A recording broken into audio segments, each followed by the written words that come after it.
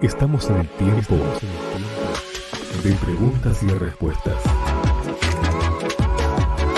Tú preguntas, Dios responde.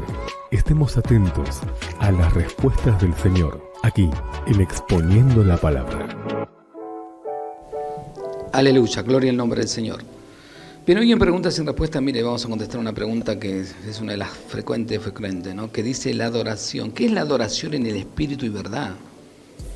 En la cual Jesucristo se basa para contestarle a la samaritana, ¿no? Adoración, por ejemplo, es una palabra sublime, pero que a menudo es maltratada. Vamos a examinar esta pequeña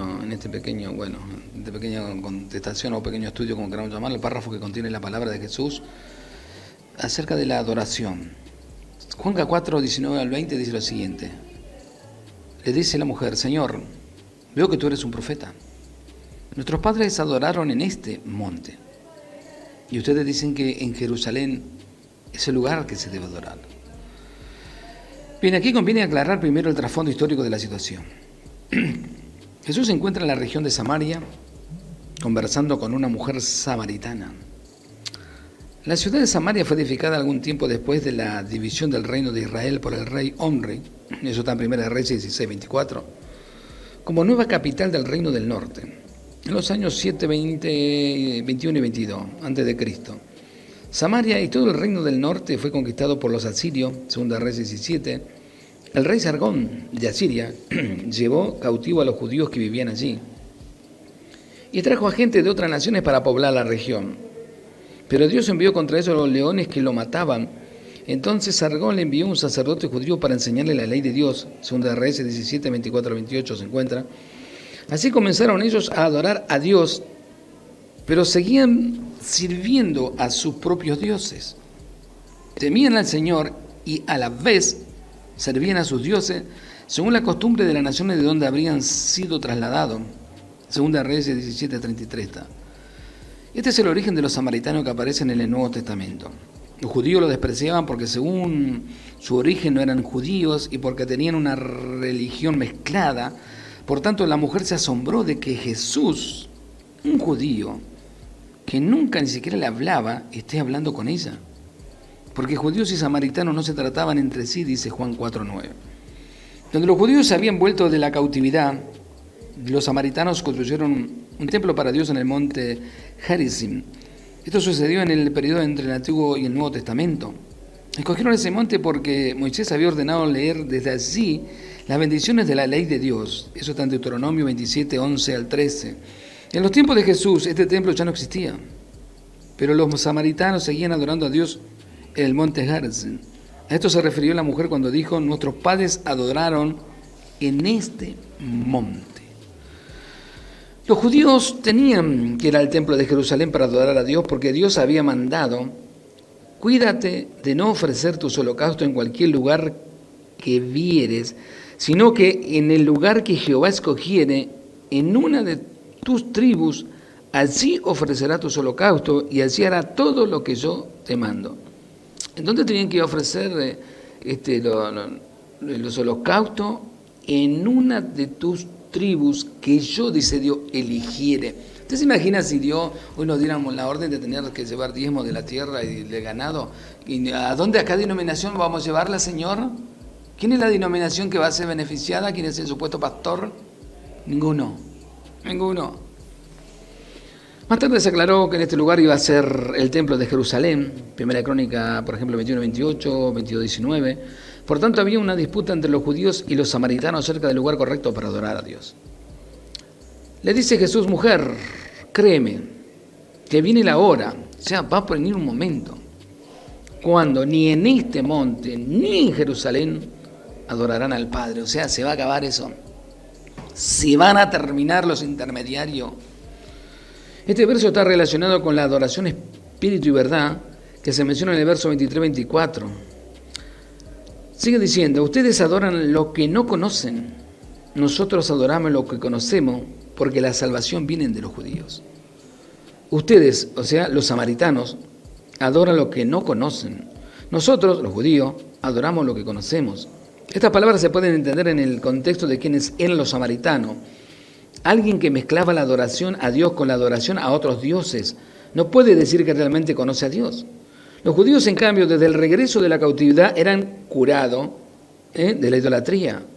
Tendrían otros defectos, por cierto, pero a partir de aquel tiempo ya no leemos que algunos de los judíos hayan vuelto a adorar a dioses ajenos. La salvación viene de los judíos. Probablemente Jesús se refiere aquí a la profecía en Génesis 49:10, donde dice: no será quitado el cetro de Judá, ni el legislador de entre sus pies, hasta que venga Silo. Silo es un título del Mesías, y a él se congregarán los pueblos. O alguna otra de las profecías acerca del Salvador de Israel.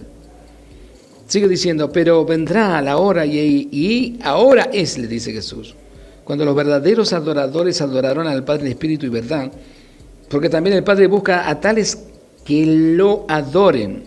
Dios es espíritu. Los que le adoran deben adorarle ¿en qué? En espíritu y en verdad. O sea, nada de danza, nada de saltada, nada de moneada, nada de circo, nada de teatro. Espíritu y verdad, adorar. Ahora, ¿qué es la adoración? La palabra adorar significa literalmente, escuche bien, postrarse ante alguien. La versión Reina Valera traduce a menudo inclinarse ante alguien. Esta es una expresión de humillación y sumisión, de reconocer el señorío y la santidad de Dios. Si examinamos el Antiguo Testamento, vemos que no se trata simplemente de un ritual religioso. A menudo la palabra adorar aparece en paralelo, o sea, como sinónimo de servir.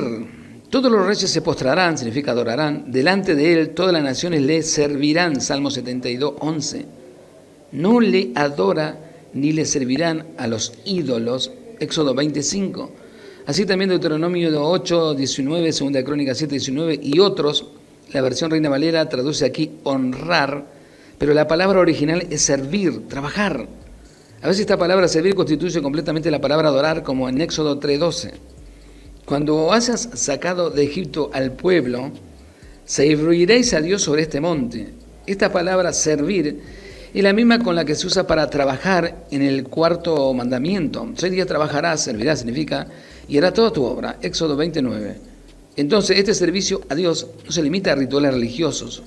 Un verdadero adorador hace todo su trabajo, aún en el trabajo secular, como servicio a Dios.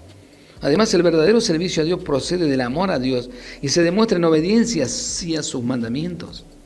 Ahora pues, Israel, ¿qué pide Jehová tu Dios de ti? Le dice. ¿Qué pedía Dios? ¿Plata? ¿Traigan plata? ¿Traigan de todo? No, sino que temas a Jehová tu Dios. ¿Que andes en qué? ¿En todos los caminos que te diga el pastor? No, en todos sus caminos, dice. ¿Qué más dice? ¿Que ames la institución más que a Cristo? No, y lo ames y sirvas a Jehová tu Dios. ¿Con qué? Con todo tu corazón y con toda tu alma, que guarde los mandamientos de Jehová y sus estatutos que yo te prescribo hoy. ¿Para qué? Para tu bien. Deuteronomio 10:12-13. A Jehová vuestro Dios serviremos y a su voz obedeceremos. Josué capítulo 24:24.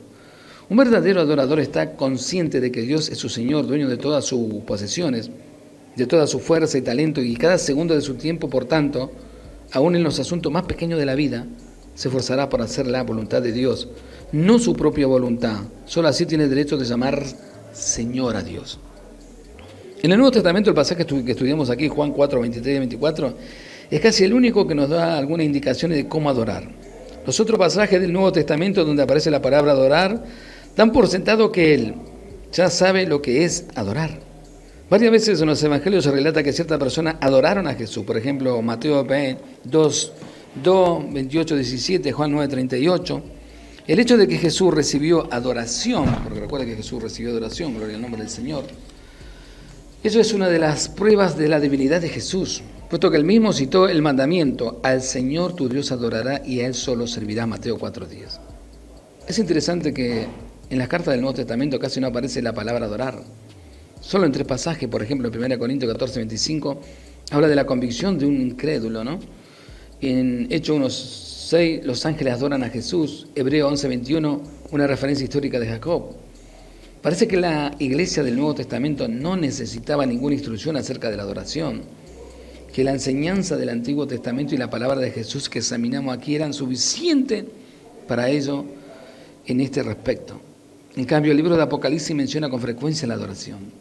Un tema importante en este libro es el conflicto entre la adoración a Dios 4:10, 5:14, 14:7, 15:4, 22:9 y la adoración a los demonios 9:20 y también a la bestia. Este conflicto ya existía en los tiempos de Juan, puesto que el emperador romano exigía ser adorado como un dios. Pero seguramente en los últimos tiempos este conflicto se intensificó mucho más. Este conflicto no trata de cómo o dónde adorar, sino de él a quién.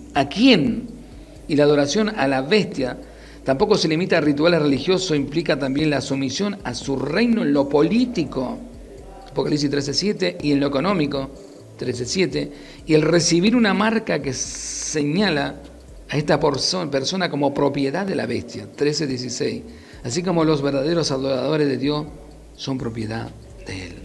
Qué terrible lo que va a pasar, lo que está pasando y a dónde vamos, ¿no? Adorar en el Espíritu. Podemos ver varios de esos aspectos en lo que es la adoración es en el Espíritu. El Espíritu es lo invisible, en contraste con lo visible. Jesús enfatiza, Dios es Espíritu, o sea, no tiene un cuerpo visible.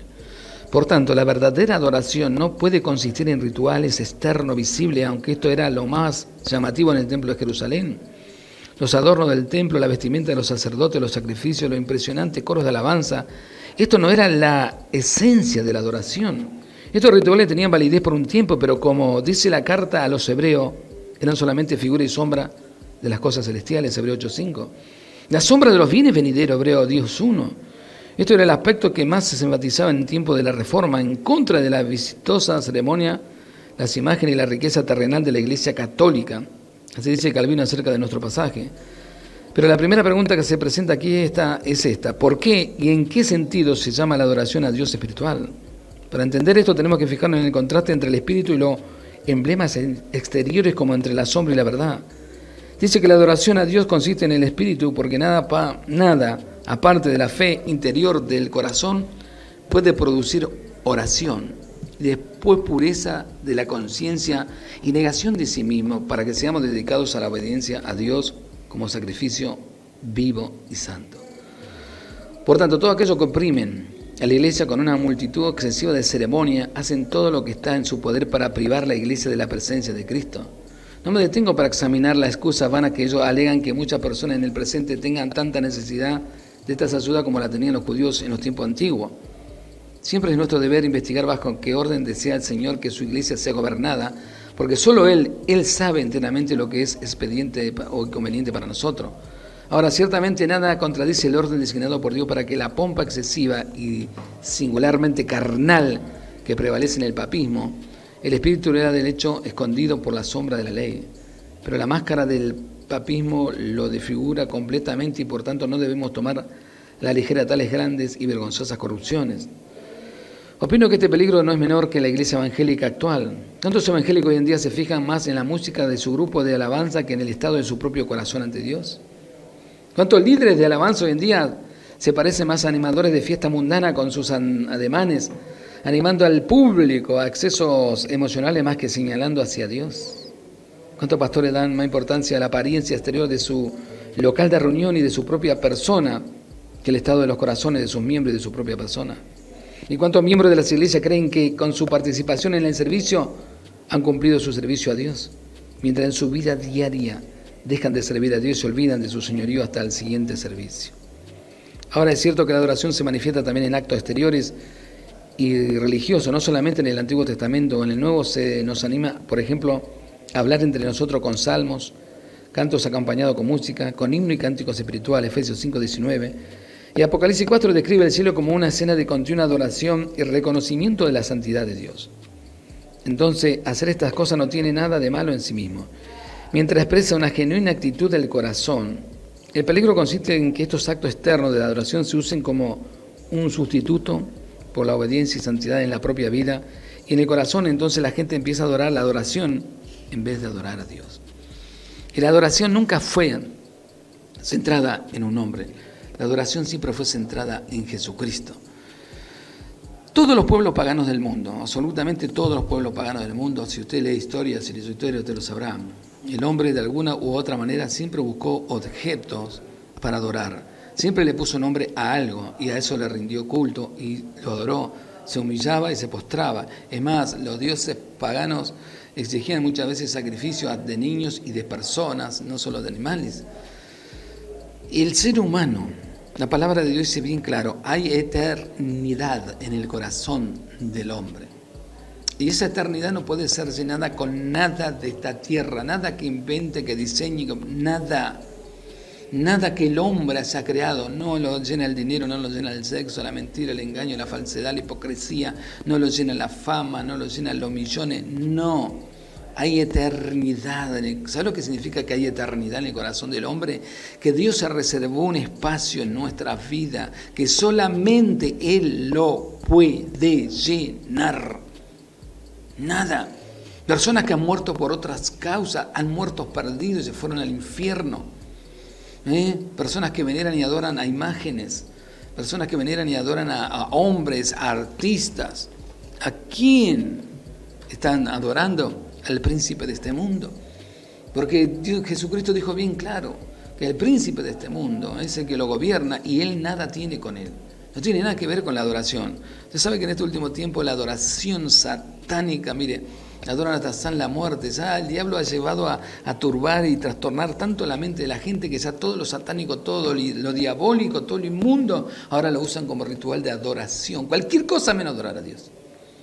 Adoran la mentira, adoran el homosexualismo, adoran el lesbianismo, adoran cosas que destruyen a la sociedad, a la persona, pero lo siguen adorando.